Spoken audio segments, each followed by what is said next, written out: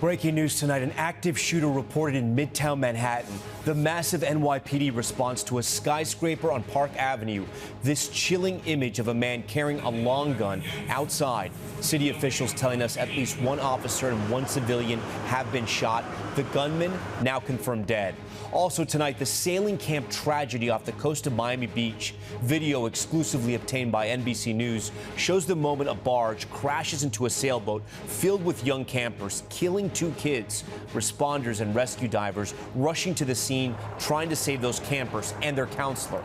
The Walmart stabbing spree, the suspect now facing terrorism charges. Our conversation with the man who used a shopping cart to stop the attacker before he stabbed more people. The hunt for a killer, an Arkansas couple murdered in Devil's Den State Park during a hike with their 2 young daughters. Palestinians rushing towards parachutes holding pallets of food dropped from the sky as Israel allows small amounts of additional aid into Gaza. President Trump breaking with Israel, saying there is real starvation there. The urgent new UN warning tonight. Plus the Epstein files, the president detailing how Jeffrey Epstein invited him to his private island, but he refused to go, and revealing the reason they had a falling out. This is NBC Nightly News with Tom Yamas. We are coming on the air tonight with breaking news right here in New York City. Police are responding to a reported active shooter at a building in Midtown Manhattan. Multiple people have been shot, according to 2 senior New York City officials. And this chilling image showing a man holding a long gun. 3 senior law enforcement sources say police are investigating his possible connection to the incident. Responders appearing to administer CPR on the scene as people rushed out of their buildings with their hands up. Late tonight, the police commissioner confirming the lone gunman has been killed. Our Aaron McLaughlin is on the scene with this developing story. It's an active shooter. We're getting multiple calls from 345 Park Avenue. Tonight, police swarming this skyscraper in Midtown Manhattan after at least 2 people were shot, 1 police officer and 1 civilian, according to 2 senior law enforcement officers. 4 senior New York City officials say the suspected gunman, Shane Devin Tamura of Las Vegas, is dead from a self-inflicted gunshot wound on the 33rd floor of the building. Earlier, the NYPD circulated this photo of a person with a long gun they say they were searching for in connection with the shooting, according to 3 senior law enforcement sources. The building, 345 Park Avenue, is the headquarters of the NFL, Blackstone, and accounting firm KPMG. This is Blackstone headquarters, 345 Park Avenue, approximately 100 people hiding. It all began around 6 p.m. as people were heading home for the day. Those inside told to shelter in place. You can see the section of Midtown Manhattan is completely cordoned off. A large police presence. 345 Park Avenue is just down that way. I was just speaking to one man who did not want to appear on camera. He told me that his wife is inside the building. She's on the 23rd floor. She says she's okay, but he's waiting for her to get out. Tonight, there is a massive police presence, but the NYPD says the scene is contained. Aaron joins us now live from the scene. And Aaron, you're learning more about some of the chaos that unfolded inside the building. That's right, Tom. We're hearing some harrowing stories of office workers inside the skyscraper at the time of this shooting, grabbing anything they could, tables, couches, office chairs, to create a barricade to stop the shooter from entering their place of work. We're also hearing from the NYPD tonight say that they believe that this was the work of a lone gunman. Tom? Okay, Aaron McLaughlin with a lot of new reporting there. Aaron, we thank you for that. Now to the moments off the coast of Miami Beach. Authorities say a barge struck a sailboat carrying kids and a counselor from a nearby sailing camp, killing 2 of the kids. NBC's Jesse Kirsch is at the scene. This is the moment a picturesque day at a children's sailing camp turned to tragedy in South Florida. Foot of a submerged sailboat with missing children. Authorities say a barge struck a sailboat carrying 5 children and an adult this morning in Miami's Biscayne Bay. Surveillance footage obtained exclusively by NBC News shows the barge toppling the much smaller vessel. The U.S. Coast Guard says all 6 people were recovered, but a 7-year-old girl and a 13-year-old girl both died. I've never seen so many ambulances, dive rescue, I couldn't even barely walk. It was so crowded. The horrific crash sparking a massive response. Divers and police boats swarming. The barge carrying a crane sitting in the water for hours. Tonight, the Miami Yacht Club telling NBC News the sailboat was from its Youth Sailing Foundation summer camp, a program for children ages 7 to 15. The club writing it's devastated by this terrible tragedy. Meanwhile, authorities are investigating how this could have happened. Jesse joins us now live from the scene. And Jesse, the barge we see right there, that's the one that was involved in this crash? That's right, Tom. We've seen authorities around it throughout the day. It has been sitting in this area for hours. And just a short time ago, the Coast Guard told us this update. The sailboat involved in this crash, Tom, we're told, is still right now underneath that barge. Tom. Terrible incident there in the bay there. All right, Jesse, we thank you for that. Now to the latest on that violent stabbing spree at a Walmart in Michigan. Tonight, we're hearing from one of the heroes who helped stop the attack. He says he rammed the suspect with a grocery cart to keep him from stabbing more. Here's Maggie Vespa. Tonight, one of the men who authorities say helped take down a suspect who stabbed 11 people at a Michigan Walmart. We got multiple victims. Describing how he sprung into action. I could see the knife in his hand. It's like we locked eyes, me and him did. And I was like, I just took off running after him. Retired Marine Matthew Kolakowski says he saw the suspect stab a woman in the back. Just as far as he could get the knife into her. And then she went right down. He shuffled the knife from hand to hand, and he spun and stopped like he was going to come back and get her again. I hit him right in the rear just as hard as I could with the grocery cart. Kolakowski and others, the sheriff confirms, held down 42-year-old Bradford James Gilley until a deputy arrived. He yelled, I'm a soldier, and that everybody in Walmart were bad people and that they pretty much need to die. And I was like, well, I'm a mother effing Marine. And then his eyes got big, and then that's when he stopped talking. His brother-in-law, Chris O'Brien, the one filming. I seen a mother and 2 children crying because their father was stabbed. Dad got rolled out on a stretcher, and then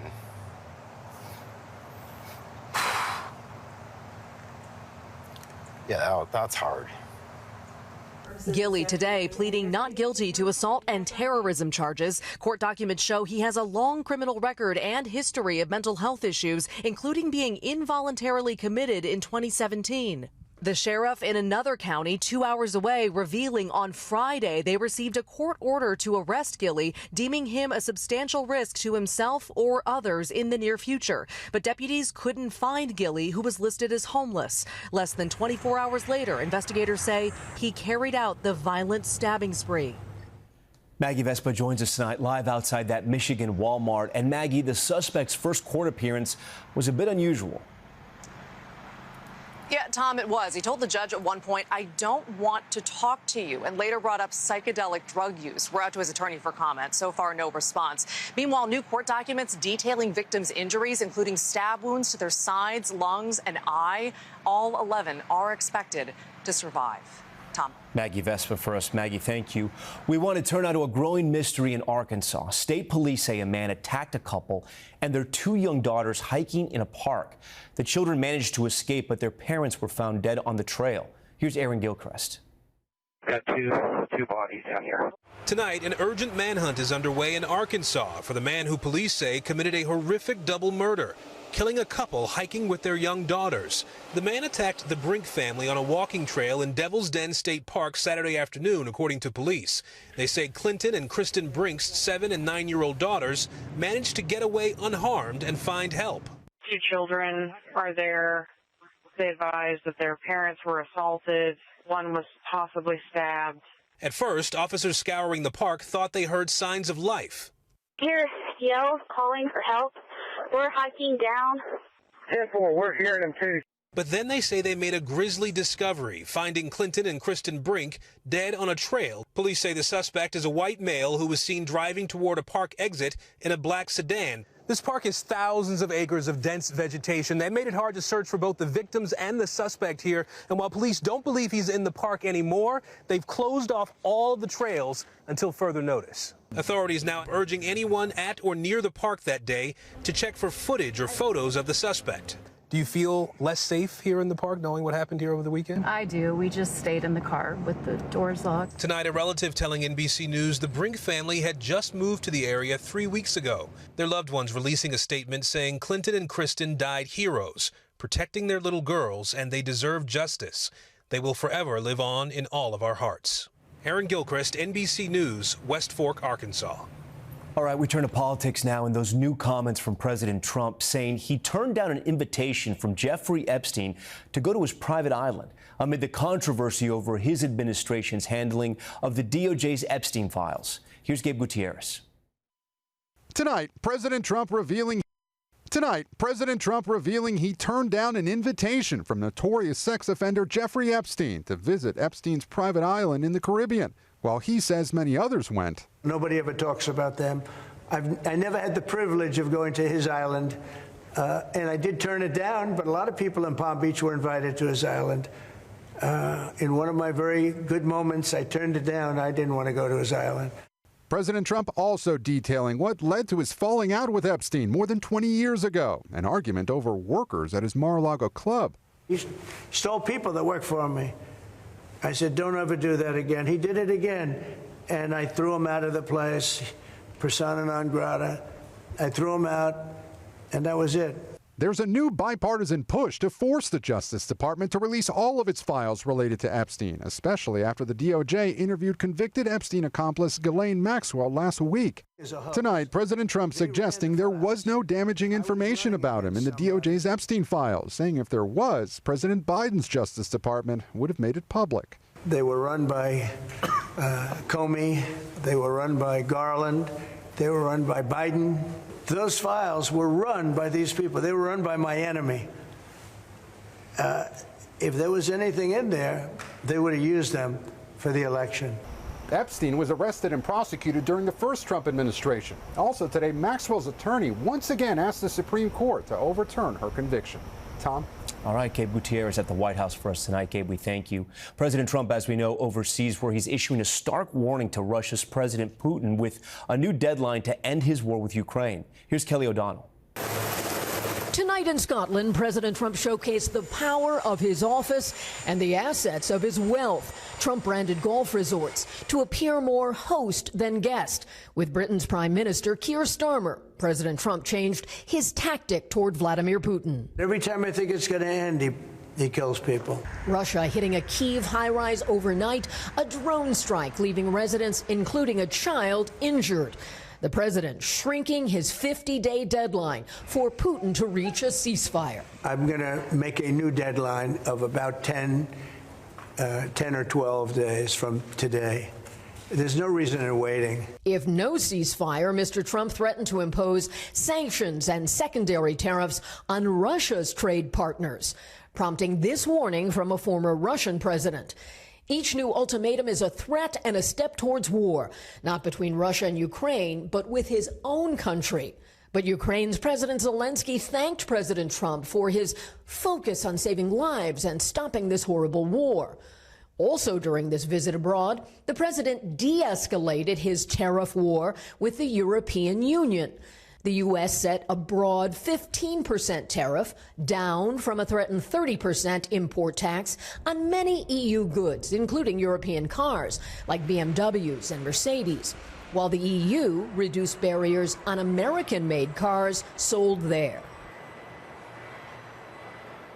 They're still refining this deal over tariffs for certain kinds of goods, from pharmaceuticals to agricultural products, with the wine and spirits industry still hoping for a better rate. Tom? All right, Kelly, we thank you for that. Now to those dramatic images in the skies over Gaza.